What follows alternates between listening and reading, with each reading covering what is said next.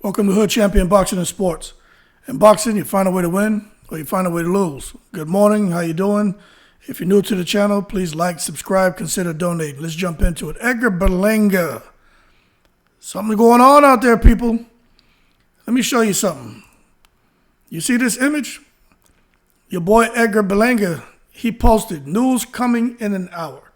He just put this out on Twitter this morning at 9:11. So actually 14 minutes ago.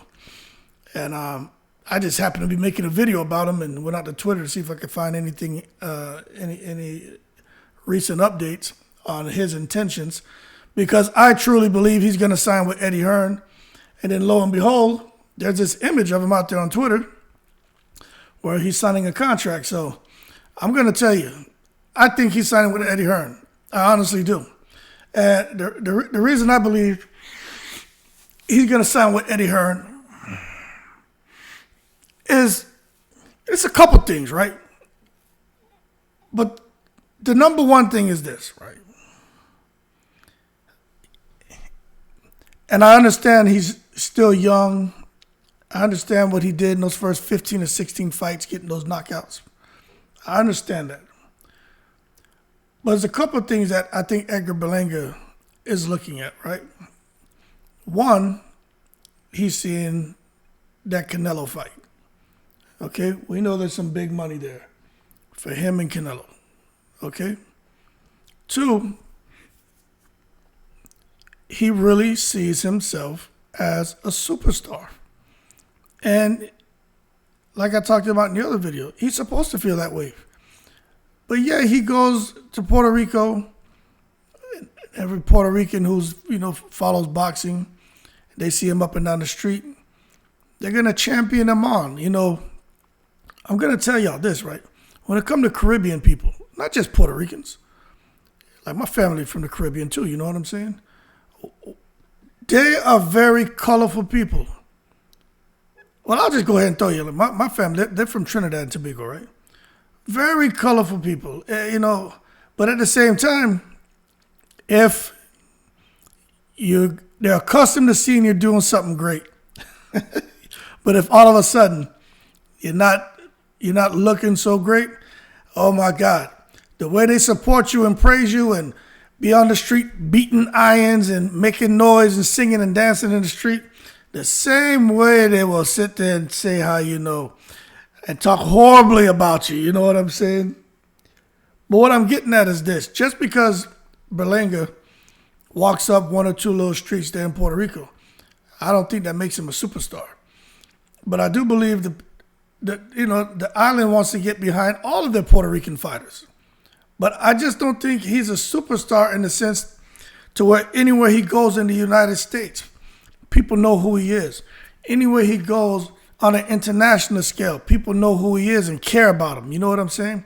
He's not the type of superstar like what Canelo is, like what Pacquiao was, Sugar Ray Leonard was. We always talk about it. Floyd Mayweather was and still is. De La Hoya. And that to me is scary. It's scary. So first thing is him going to Matchroom, looking at the Canelo fight. Two, he really sees himself as a superstar, so he figures he can put Puerto Rico against Mexico, right? And then three, the conversations he has with himself when he's at the house, or when he's driving his car, when he's alone. And he's sitting here thinking about how he got knocked down in fights. He got his nose bloodied in fights. He got buzzed in fights. He hasn't been able to knock people out in the last couple of fights. Let me tell you something. Reality comes to you real quick. It's almost like what Mike Tyson went through.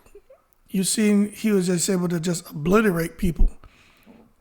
But if he wasn't quite able to get you out of there and you punch him back,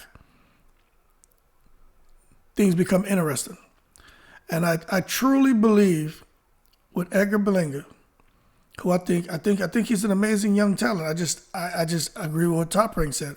I think Edgar Berlanga knows They're battling with these elite guys at 168, 175. If he even thinks about that, which he's talked about, let me tell you, that's an uphill battle for him. So as a result, while he's still undefeated, while there's still there's a huge buzz around him. I mean, it's almost like a bidding war going on for him. But I think Eddie Hearn got him. I honestly do. I just think he's going to cash himself out. And what I mean is, he's like, why take these high-risk, low-reward fights when I can get into a high-risk, high-reward and go straight at Canelo?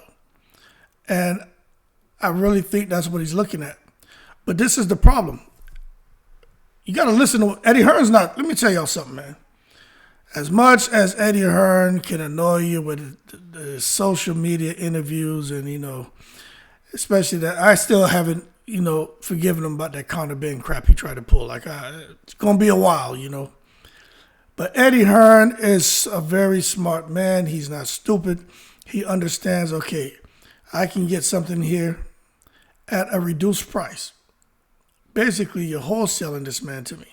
I'm going to take him because he knows what he can do with Berlanga. Now, it hasn't come out that he signed with Eddie Hearn, but I think so, because Eddie, for two reasons. I'm gonna get into those reasons, but Eddie Hearn knows he can take Berlanga, put him on the European tour, have him fight some of his guys at 168, which Berlanga should win, because Eddie Hearn would basically be building him up for the Canelo fight.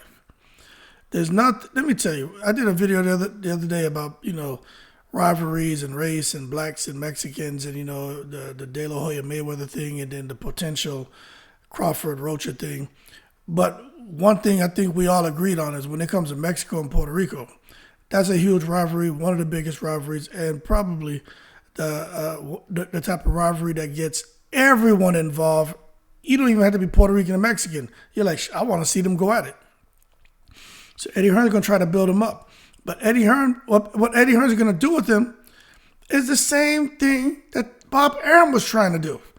Okay, let's throttle back a bit. You're not quite ready. You're in between trainers, right? So you got this new trainer. He's showing you this new style, which to me, like I said, I think a lion should be a lion. Let him eat meat. Let him be a carnivore. Don't take a lion and then have him try to turn him into a vegetarian. I mean, when a lion walks past an injured gazelle and goes for a head of cabbage, we got a problem. Edgar Berlanga's trainer, to me, is trying to get this lion to eat cabbage. It's just not in his DNA.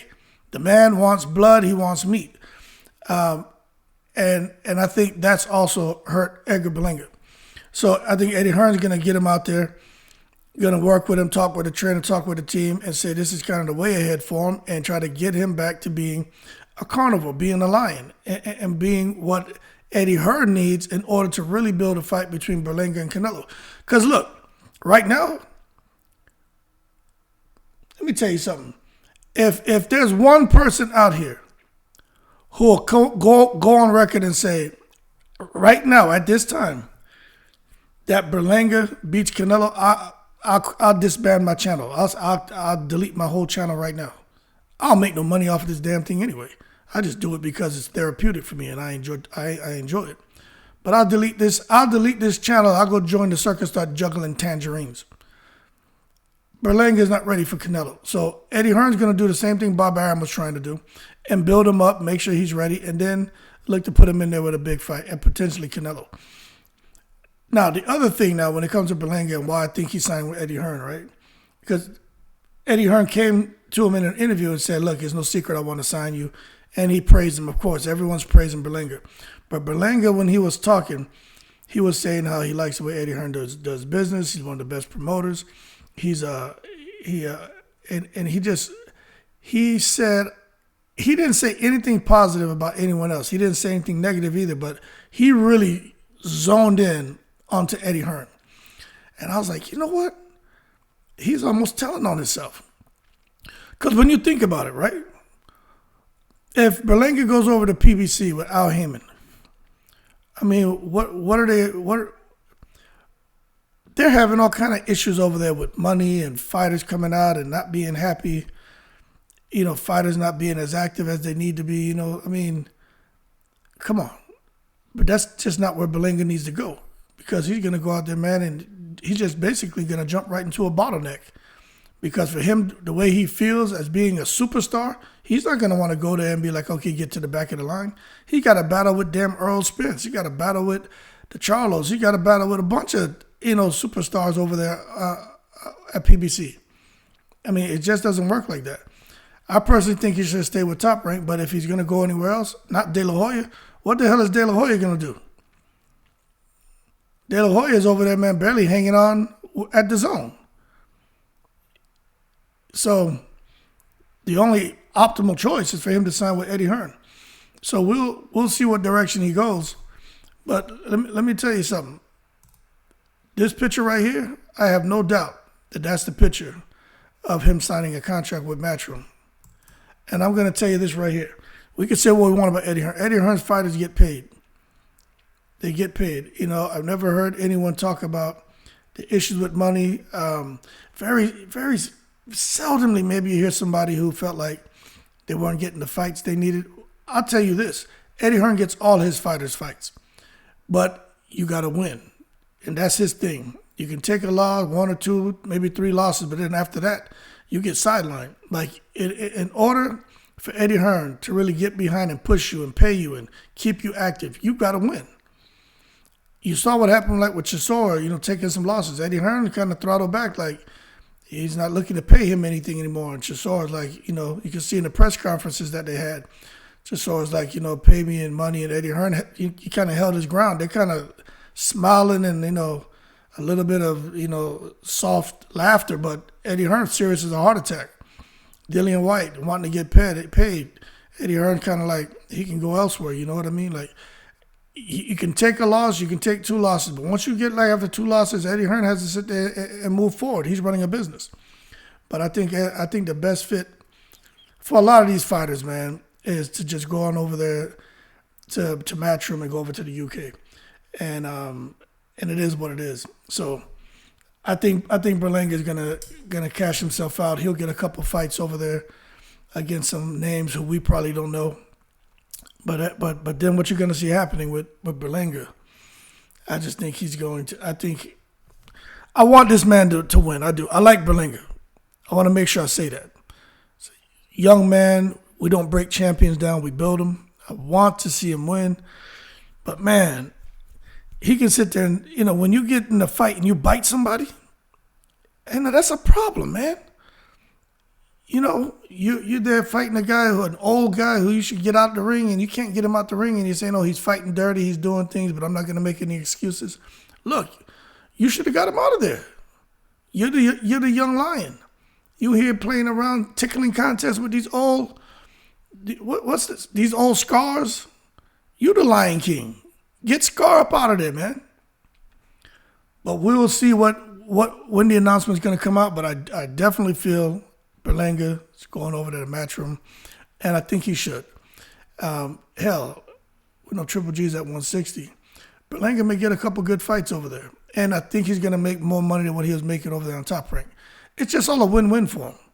And I'm glad he's doing it before he would have lost. If he would have lost, he would have been in bad shape. But he's doing it as an undefeated prospect and someone who's going to go on and do great things. He's moving up in the rankings, everything. Everything you want. I mean, just like, this is the time. Like, strike while the iron's hot. And Eddie Hearn recognizes that. And Eddie Hearn's going to take him. And I think Eddie Hearn will do a good job with his career. But at the end of the day, if they offered him the Canelo fight tomorrow, Berlanga he's so caught up in his own self-belief that he's a superstar that he would take the fight and probably get embarrassed. But he would make good money. But you figure, how many guys come into boxing and make 10 million, 15 million? Some guys fight their whole career and never make that kind of money. So I kind of can't blame him for just wanting to cash himself out. But I think he'll get a couple good fights underneath him with Eddie Hearn, fights that he should win.